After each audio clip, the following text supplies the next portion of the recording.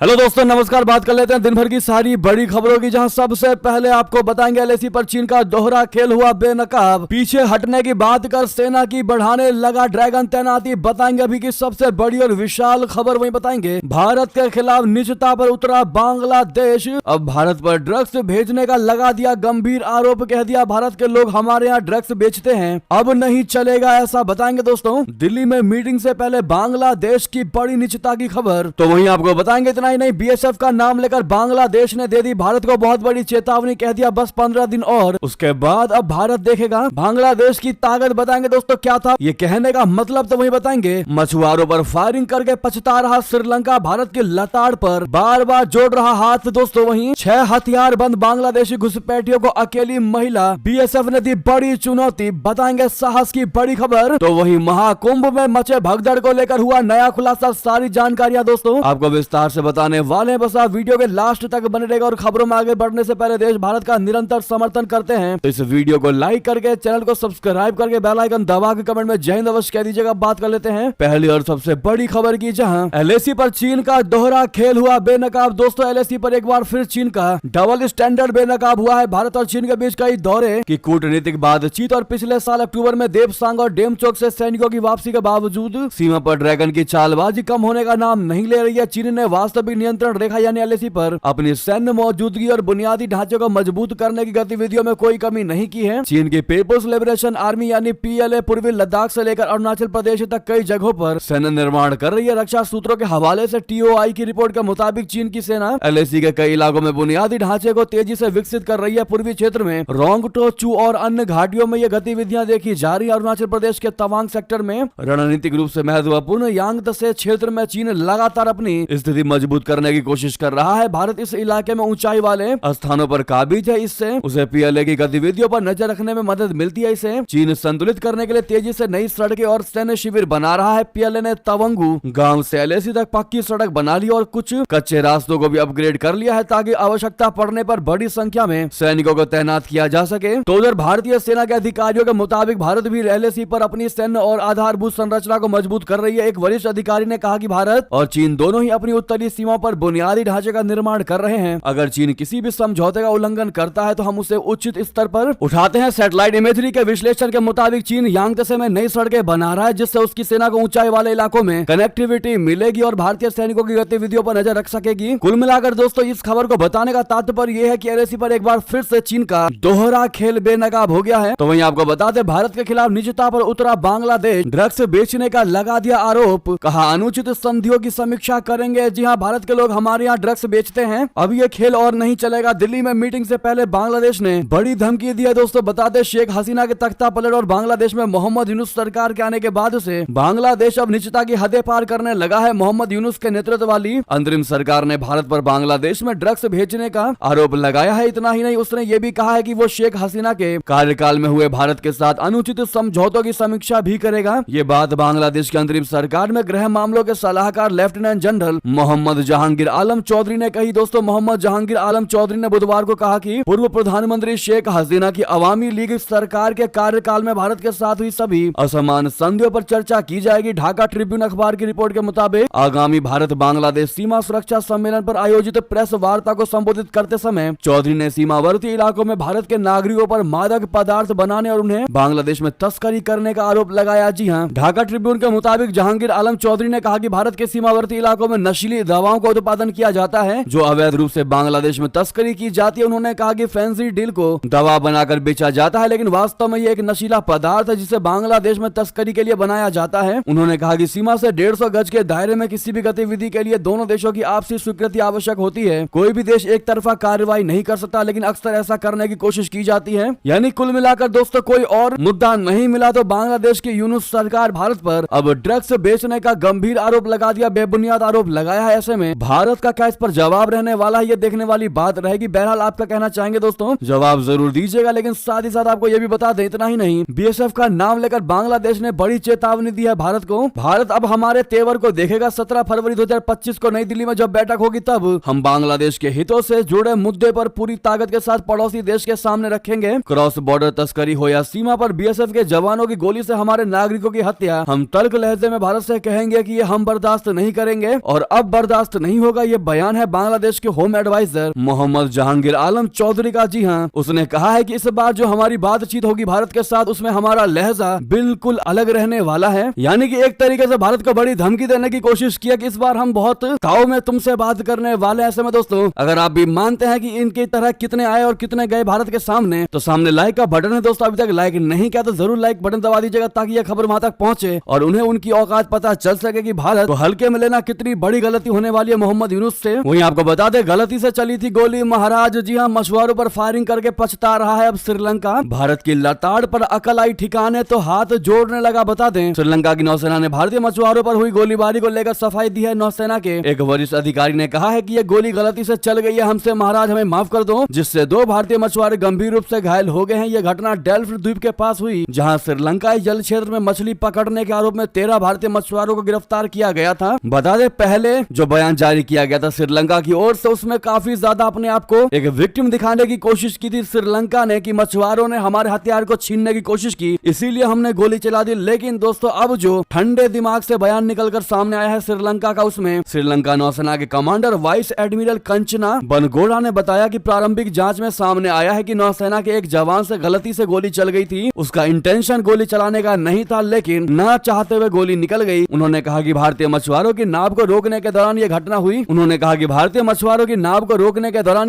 उन्होंने आगे कहा कि भारतीय मछुआरे हमारी चेतावनी के बावजूद श्रीलंका के जल क्षेत्र में अवैध रूप से मछली पकड़ रहे थे। जब उन्हें वहां से जाने के लिए कहा गया तो उन्होंने निर्देशों का पालन नहीं किया। जांच के दौरान उन्होंने आक्रामक व्यवहार किया, जिससे टकराव की स्थिति बनी और इसी दौरान गलती से गोली चल गई। दोस्तों, भारत की कड़ी प्रतिक्रिया के बाद पानी पानी होता नजर आया है श्रीलंका। जी हाँ, तो वहीं आपको बता दें, सुखोई 57 की दहाड़ सुनने को रहे तैयार। एरो इंडिया में शक्ति प्रदर्शन करेगा रूसी हवाई योद्धा। जी हाँ, रशिया का 5 हेवी पीढ़ी का लड़ाकू विमान सुखोई 57 पहली बार भारत आ रहा है। ये लड़ाकू विमान एरो इंडिया 2025 में अपनी शक्ति का प्रदर्शन करेगा। इसकी पुष्टि नई दिल्ली में रूसी दूतावास ने किया। इससे पहले सुखोई 57 लड़ाकू विमान के भारत आने की अटकलें लगाई जा रही थी। ये लड़ाकू विमान भारत से पहले चीन के झुआई एयर शो में अपनी ताकत दिखा चुका है।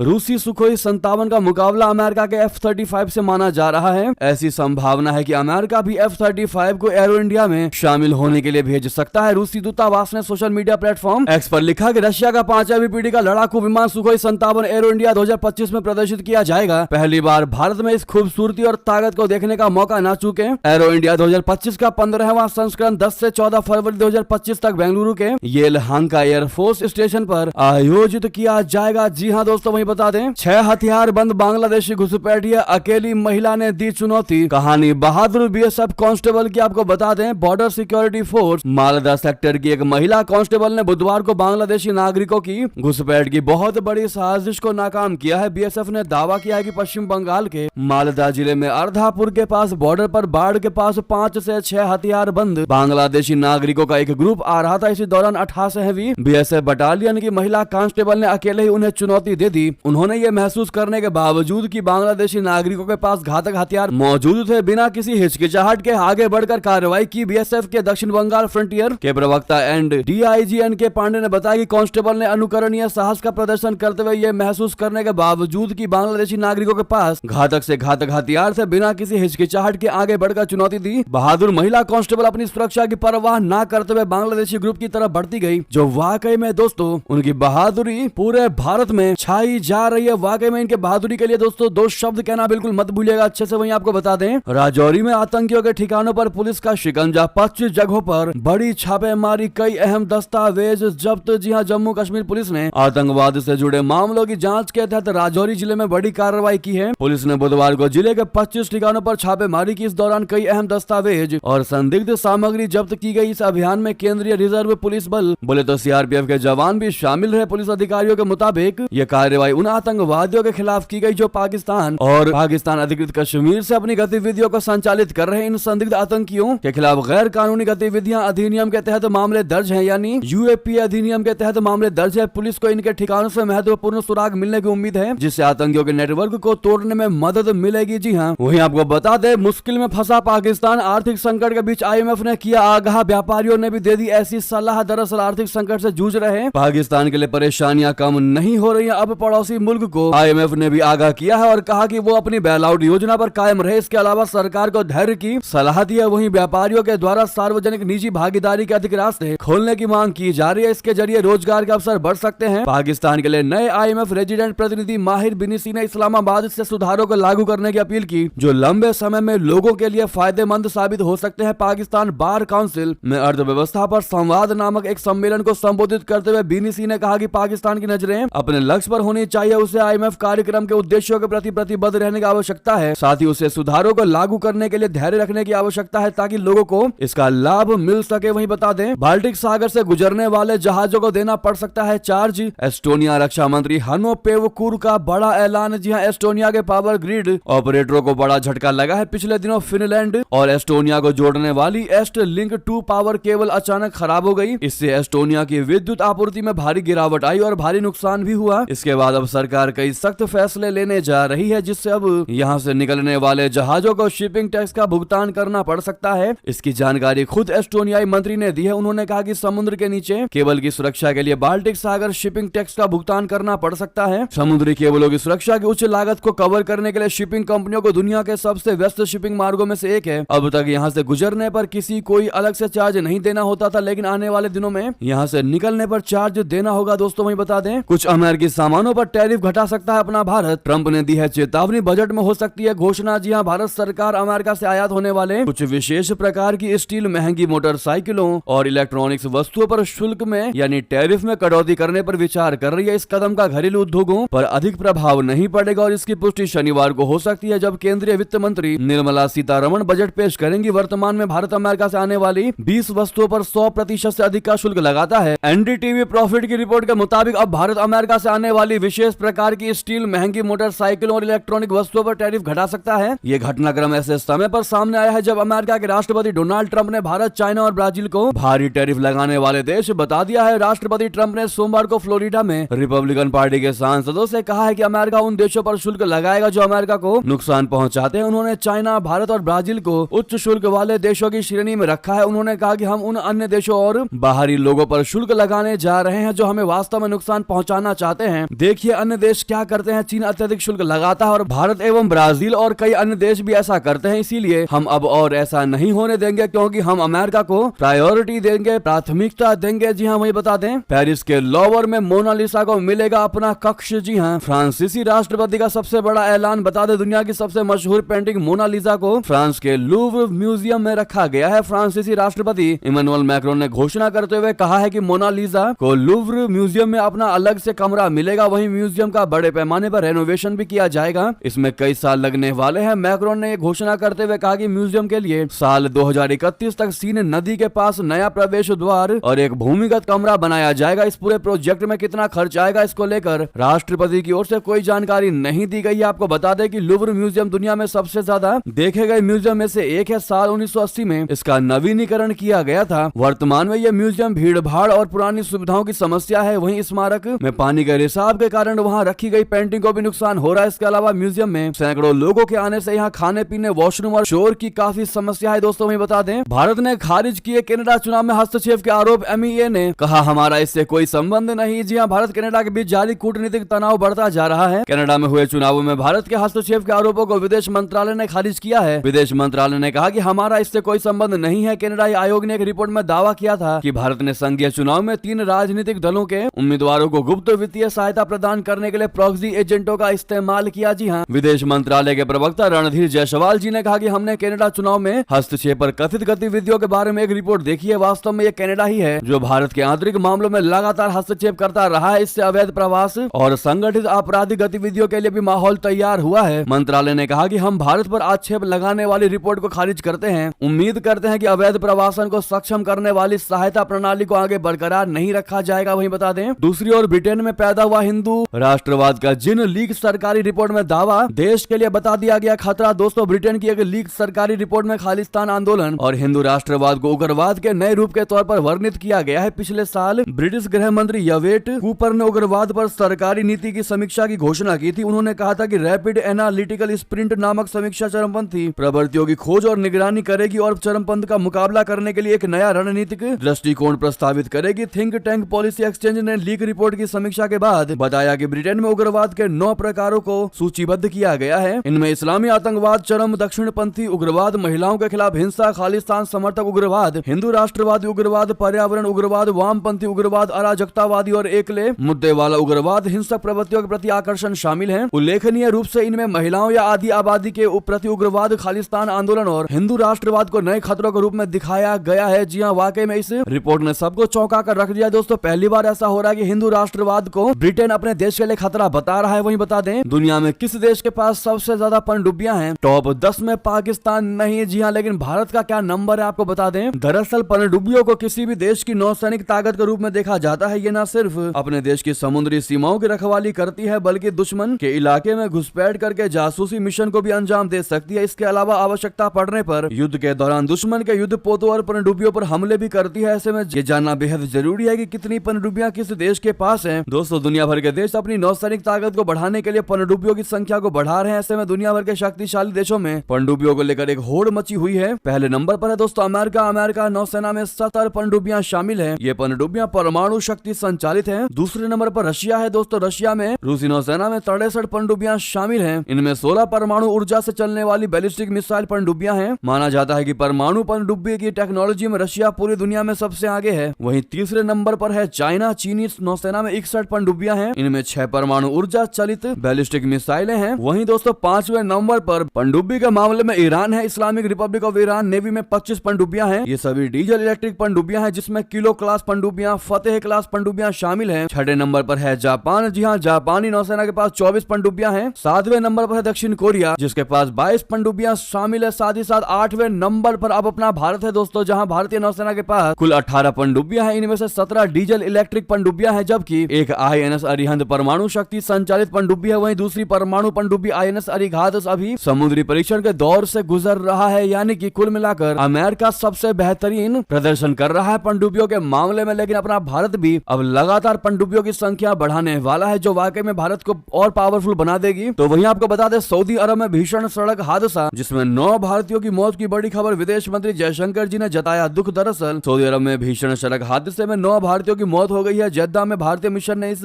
बारे में जानकारी दी। मिशन ने बताया कि यह हादसा पश्चिमी सऊदी अरब में जीजान के पास हुआ। मिशन ने बताया कि वो हादसे में मृत हुए लोगों के परिवारों के संपर्क में है। इसके अलावा वो सऊदी के अधिकारियों के संपर्क में है और वे अपना समर्थन दे रहे हैं। भारतीय वाणिज्य दूतावास ने एक्स पोस्ट में कहा कि हम सऊदी अरबिया साम्राज्य के पश्चिमी क्षेत्र में जीजान के पास एक सड़क दुर्घटना में 9 भारतीय नागरिकों की दुखद मौत पर गहरा शोक व्यक्त करते हैं। पीड़ित परिवारों के प्रति हमारी हार्दिक संवेदना है। वहीं बता दें, मोहम्मद यूनुस खुद बांग्लादेश के सेना प्रमुख के खिलाफ रच रहे हैं बहुत बड़ी साजिश। ये भारत के लिए बड़े खतरे का अलार्म है। बता दें, बांग्लादेश में शेख हसीना के करीबियों और वफादारों की जान पर बनी हुई है। इसके बावजूद उनमें से कुछ लोग छिपकर विदेशी मीडिया को इंटरव्यू दे रहे हैं। बांग्लादेश से शेख हसीना को हटाए जाने को उनके करीबी इस्लामिक सैन्य तख्तापलट करार देते हैं। हाल ही में शेख हसीना की सरकार में गृह मंत्री रहे असदुज्जमा खान कमाल ने एक इंटरव्यू में सेना प्रमुख जनरल वकार उज्जमान और देश की खुफिया एजेंसियों के शीर्ष अधिकारियों पर इस्लामिक आतंकवादियों और सेना द्वारा संयुक्त तख्तापलट में सहयोग का आरोप लगाया। हालांकि विशेषज्ञ शेख हसीना के विरोध में हुए छात्र आंदोलन में इस्लामिक कट्टरपंथी और पाकिस्तान की ISI की भूमिका स्वीकार करते हैं, लेकिन बांग्लादेश सेना प्रमुख को निशाने पर लिए जाने को खतरनाक बताते हैं। दोस्तों, जैसा कि आपको पता है, बांग्लादेश में पाकिस्तान की खुफिया एजेंसी ISI भी सक्रिय हो गई है। इस महीने की शुरुआत में ही ISI चीफ ने बांग्लादेश का दौरा किया था। वहीं आपको बता दें, पिनाका हथियार प्रणाली को लेकर बहुत बड़ा फैसला, कैबिनेट समिति ने दी गोला बारूद खरीद को मंजूरी। जी हाँ, केंद्र सरकार ने भारतीय सेना के Pinaka multi barrel rocket launcher प्रणाली को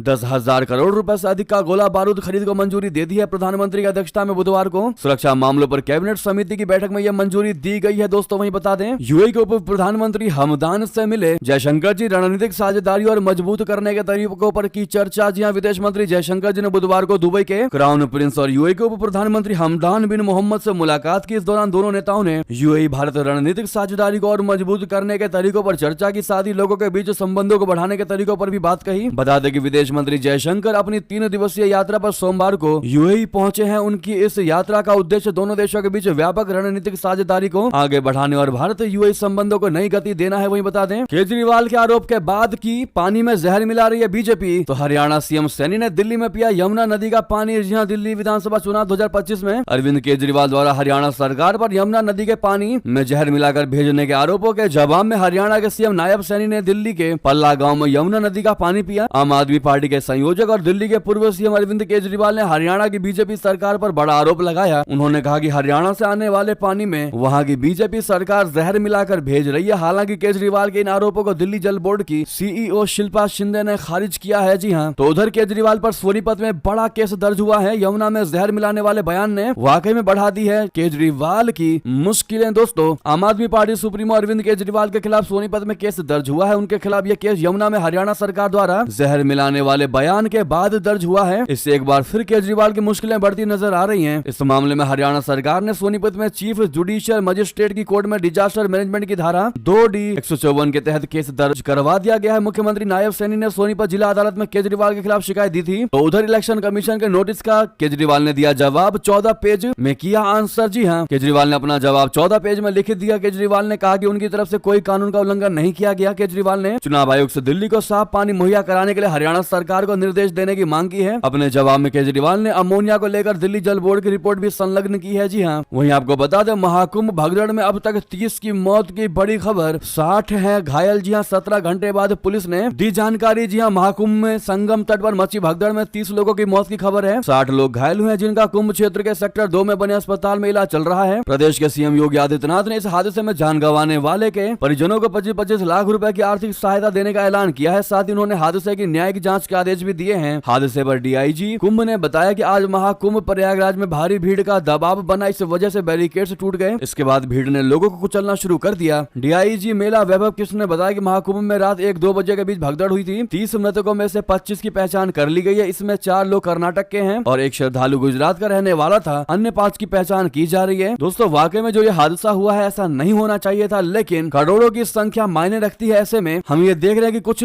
लोग योगी सरकार और योगी जी के इस नेतृत्व का आलोचना करते नजर आ रहे हैं, जो वाकई में बहुत और सरासर गलत है। हमें नेगेटिविटी ढूंढने से पहले ये ढूंढना चाहिए कि उन्होंने ये आयोजन करवाया है, लेकिन ये हादसा क्यों हुआ, किस लिए हुआ, ये विवेचना का विषय है। ऐसे में इस हादसे पर आपकी क्या राय है दोस्तों? हालांकि जिन्होंने अपने परिवार के मेंबर्स को खोया है, उनके साथ बहुत गलत हुआ। तो वहीं दोस्तों, यद्यपि की सारी बड़ी खबर, आपको खबर कैसी लगी कमेंट में बताना बिल्कुल मत भूलिएगा। और इस वीडियो को लाइक करके, चैनल को सब्सक्राइब करके, बेल आइकन दबा के कमेंट में जय हिंद कह दीजिएगा। मिलते हैं दोस्तों आपसे अगली बड़ी खबर में। यहाँ तक बने रहने के लिए आप सभी का बहुत बहुत धन्यवाद। जय हिंद, जय भारत।